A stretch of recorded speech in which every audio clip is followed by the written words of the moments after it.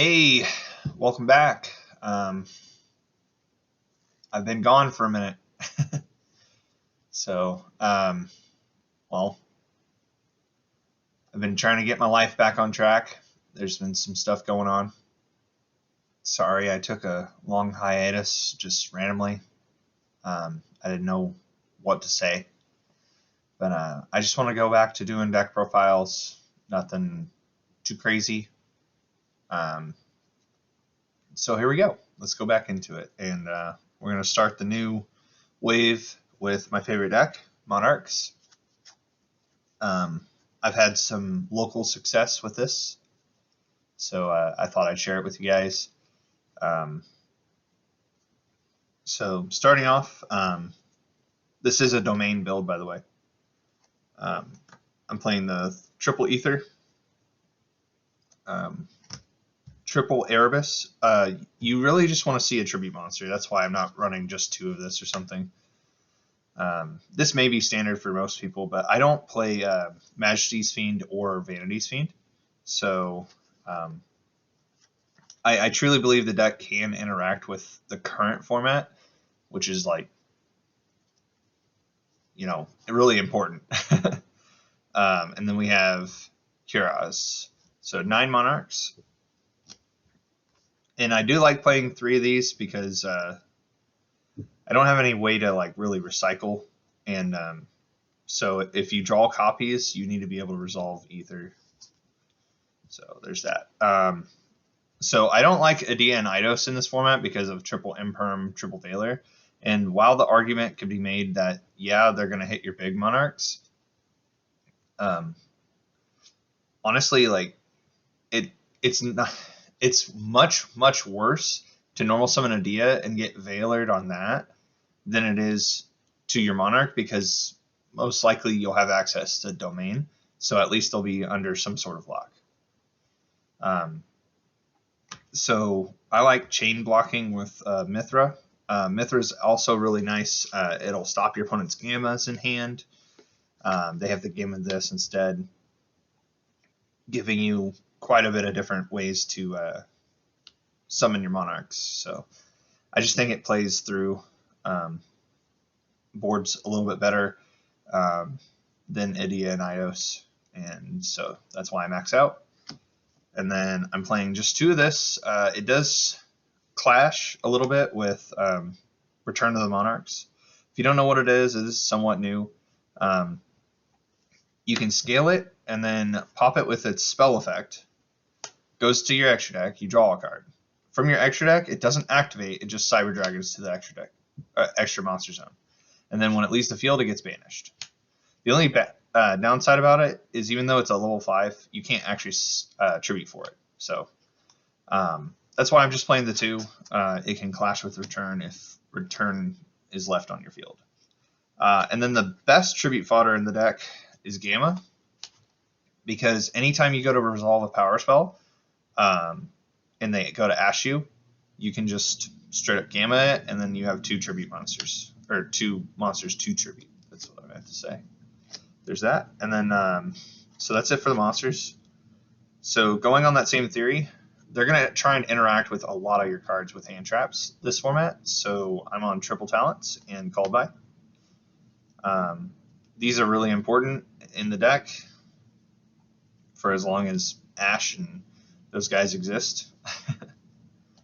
So there's that. And then the solid 18 spells and traps. So you have your 3 Pantheism, 3 Tenacity, 3 Stormforth, 3 Return, triple Domain, and triple Prime. I think this is all pretty much self-explanatory. So that's my 40 card deck. Moving on to the side, this is what I'm rocking right now. It's subject to change. I have a stack of cards over here to show you guys that could definitely be swapped in and out. The most important card, I feel, is Droll Lockbird, just because it has synergy with Kuraz. So if it's a deck, so this first example should be if it's a deck that adds a lot, obviously you're going to side in Droll anyway. So let's say it's like you're facing Invoked, or Invoked should all Dogmatica, that deck. That's fine. So if you go to interrupt them with Droll, now when you interrupt them with Ether, this Kiraz is going to be able to pop 2 of their cards and they don't draw. So it's really good. And then the bad example is if you preemptively do Ether and do this and pop one of their cards, pop one of yours, you both draw, and then you control and Lockbird them there. I like to make them waste their card. I don't think that's optimal, but it is a play that could potentially come up, I guess, in the right matchup. So just be aware. Although I don't think it's that great. And then, so we really struggle going second.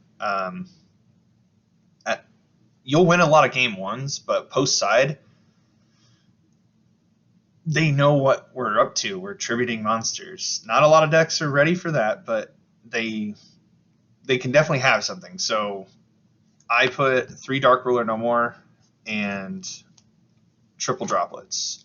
I've been switching back and forth between this and the 3rd Nibiru, but for right now, I like this ratio. I don't like discarding a whole lot, which is also why I'm not on Twin Twister. I'm on Lightning Storm and the Harpy's Feather Duster.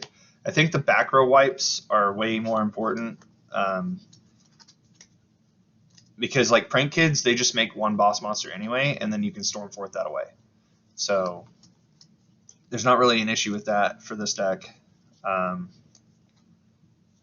so, like, I don't see there being an issue ever with the Twin Twisters being necessary in the main. And you definitely don't want to play Cosmics, because if your opponent is on Lancia, it does hurt this deck. So, but anyway, there should be more deck profiles coming. I'm going to update you guys on my Drytron and my Tri-Brigade lists that I've been running.